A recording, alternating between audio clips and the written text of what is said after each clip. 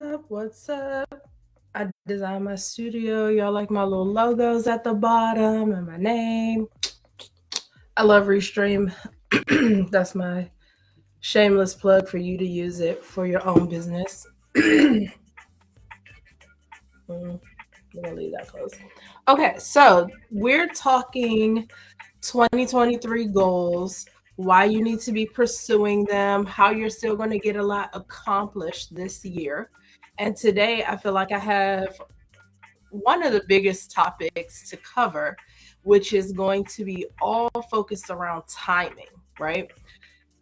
So we're going to be talking about two reasons why now might be the best time for you to go all in.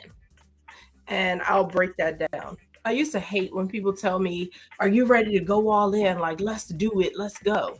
Well, the reality is, a lot of us just aren't. Like, we don't go all in because we're scared. We're not sure that we're going to get the results. We don't want to be embarrassed by starting.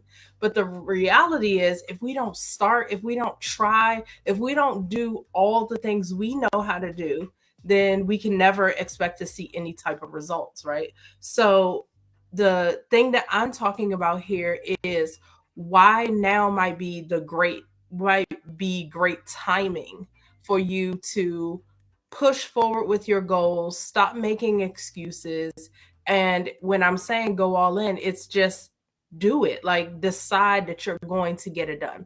So let's talk about it. I only have 2 points to make. Hopefully you can follow these, share them, like it, give me a comment if this is making sense for you, or if you are deciding to follow some of the points that are shared. Today is part 3, day 3 of us talking about our 2023 goals. If you missed the first 2, definitely go back to my page and find them and watch them, like and share, comment on those videos as well.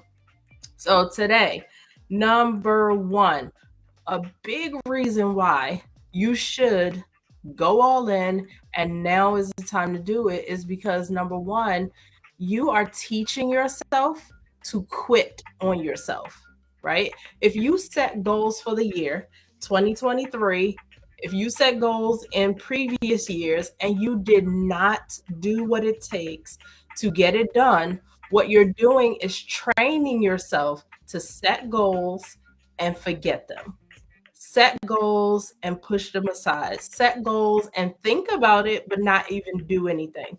And year after year, it becomes easier for you to continue in that pattern because you're teaching yourself to do it. And you're going to eventually have more experience quitting on your ideas than pursuing them. So this is going to be your year where you're not going to quit on yourself. You're not going to push your goals and your ideas aside. This is going to be the year, even if you get only a little bit accomplished, but this is going to be the year that you start training yourself to do the things that you said you were going to do. So that is a big one. Like, you might think, I don't, I'm not training myself to quit on myself. Yes, you are. When you set a goal and a standard, even like every day, if you write a to-do list and you don't train yourself to go through that to-do list to check things off, you're training yourself that it's fine to have really good ideas, but it's also fine to not get any of it done. You don't want that. That literally is absolutely why you will always remain stuck and in the place that you're in right now. So let's start training ourselves to say, this is what I'm going to do. And I trust myself to create a plan. I trust myself to take action to get it done. So to me, that's the most important reason why, if you set goals, you need to do it for yourself so that you're not quitting on yourself. Number 2, what are you going to lose with waiting? Right? Because the first thing I said is something you're losing. You're losing your confidence in yourself. You're losing your ability to trust yourself in the future when you set goals. But the other thing you're losing are all the reasons why you wanted that goal in the first place. So we've talked in the last 2 days and used examples related to business and related to weight loss. So in the sense of weight loss, right? If you put off losing that weight, getting healthier, getting your numbers in line, then that's longer that you're carrying the weight, having these health issues, having compounding issues basically, and you're not solving the problem. You're actually, just like I said in point one, training yourself to do the opposite. So for example, if you need to be healthier but you're constantly eating out, never preparing food, your numbers are always jacked up. When if you don't fight to do something different, then you're just training yourself to have really bad habits, really bad life habits, right? And health habits. So, what I'm saying is there is something that you're losing by not starting that change and not starting that process right now. So, that's on like the health side. On the business side, there's a lot that you're losing. One, what you're doing could be relevant for today and not necessarily for 2 or 3 years from now when you might actually do it. So if you have the idea, the goal, the desire today, it's relevant for today. So let's get it done now. The other thing is, you could be doing this because you want to change the financial situation of your family. Maybe you want to send your kids to private school, you want to travel more, or your kids are going to keep growing up. They're going to keep going grade to grade. So the longer it takes you to get your financial house in order is the more delay you have on those dreams, to the point that your kids might be out of high school by the time you financially get it together.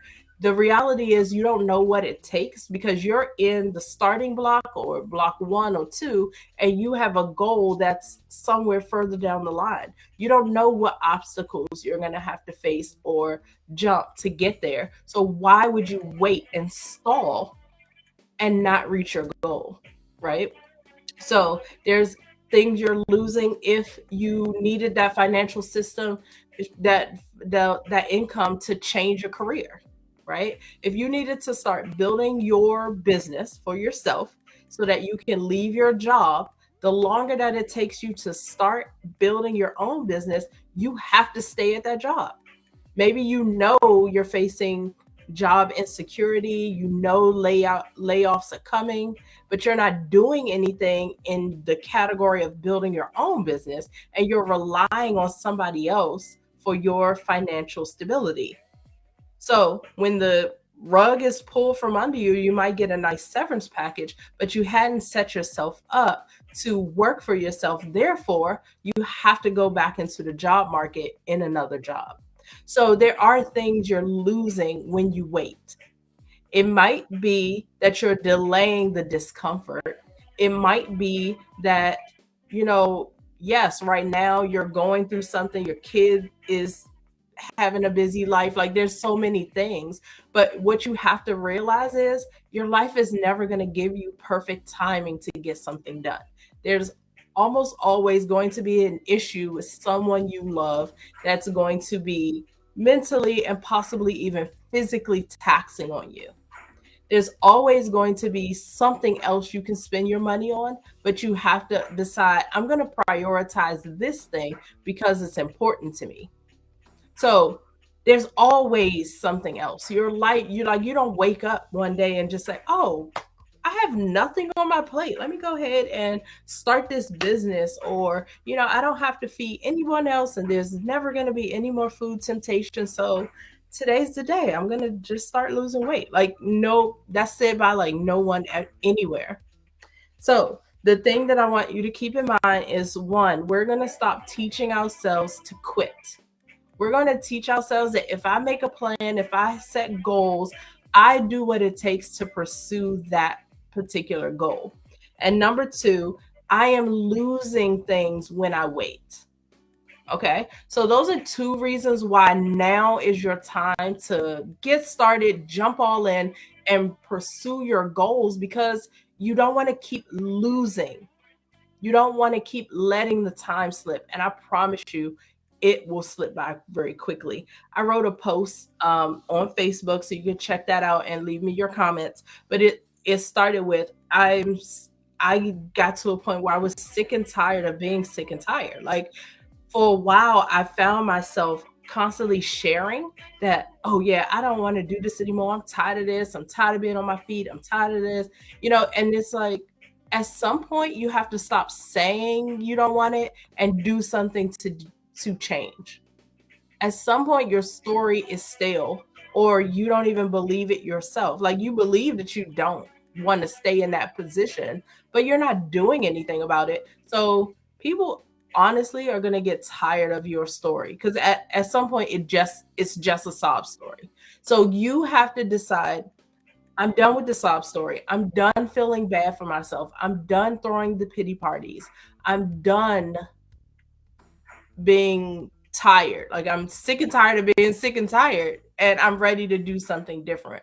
I felt like my back was against the wall, but I also had the pressure of being an employer and having so many staff, feeling like they're all dependent on me. How could I quit on them? But I had to realize I was quitting on myself by not pursuing the thing that I needed to pursue. So as far as the staff is concerned, I just let people leave, and I did not replace them, and I just kind of kept reshuffling my organization. We closed locations and minimized things. So I still had to be very strategic about how I left. It ended up being like a 2-year process. So I'm not at all telling you that I just woke up one day and was like, oh, I no longer want to have a bakery. Peace out, right? No, I had contracts, I had employees, I had relationships with all of my retail locations. So I couldn't just wake up one day and change my mind. But had I not put steps in place, had I not set smaller goals, taken action, stopped waiting, I would have still been there, because I would have allowed those contracts to renew and rehired staff and just kept it going, because I knew how to do that. I didn't know how to start fresh. I didn't know how to move and do something new. And that's what I'm encouraging you to do. Take the steps you know to take, start to prepare. If you need to recap, go to my page. We're on day 3. Today we're talking about timing, but we've talked about how to prepare. We've talked about how to be very specific and intentional with your goals. So if you need those, go back, listen. And I don't want you to just listen for my sake, for my views and likes and stuff like that. I want you to really start applying this to your life. I talk to people every single day, and the main thing they say is they want to be different. They want to be in a new place, but they're not taking the action necessary to get them there. I've done that. I've been down that hard road. I'm currently in the road of starting something in a very brand new industry for me. So I'm doing and feeling all the newbie stuff. But luckily, I have the experience in business to know it gets easier, it gets better. It's just that the starting point is usually the hardest place to be. So I want to get past this as quickly as possible. And I want you to think about it and consider it in that same way. Like, the faster I get started, create these routines, stop waiting, stop quitting on myself, is the faster that I see the results. Thank you guys for joining me today. We're going to spend 10 days in the month of March, the first 10 days, talking about crushing your 2023 goals. Thanks for joining me. If this helped you at all, leave a comment, like, and share the post. You guys have a great day. Bye.